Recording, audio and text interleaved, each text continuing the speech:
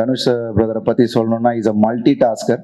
எல்லாரும் அவரை பற்றி சொல்லிட்டு இருந்தாங்க 24 ஹவர்ஸ் அவர் எப்படி இவ்வளோ பண்ணுறாருன்னு. பிகாஸ் நான் நேராக பார்த்தேன், ஷார்ட் முடிச்சுட்டு போயிட்டு ஸ்கிரிப்ட் எழுதிட்டு இருக்காரு. என்ன சார் என்ன பிரதர் பண்ணிட்டு இருக்கீங்கன்னா, இல்லை பிரதர் சும்மா ஒரு ஸ்கிரிப்ட் பண்ணிட்டு இருக்கேன், எழுதிட்டு இருக்கேன் அப்படின்றாரு.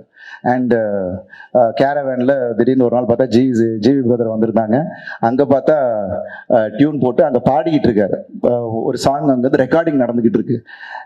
Brother that's what is the passion. அவரை பார்க்கும்போது பயங்கர இன்ஸ்பைரிங்காக இருந்துச்சு. பிகாஸ் அவர் சொல்லுவார் வெரி இன்ஸ்பைரிங் அவர் ஒன்று. But I really felt blessed to see that and பயங்கர இன்ஸ்பைரிங்காக இருந்துச்சு.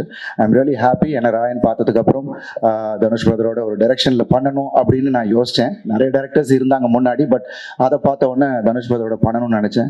God's blessing. இட்லி கடையில் I am working with him. I'm really grateful and wonderful human being and wonderful director.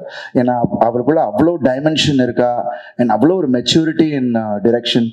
And அதை பார்க்கும் போது வியப்பாக தான் இருந்துச்சு. அண்ட் ஐம் ஷுர் இந்த படம் நிச்சயமாக வேற ஒரு மார்க்கை கிரியேட் பண்ணும் அப்படின்ற ஒரு நம்பிக்கை எனக்கு இருக்குது.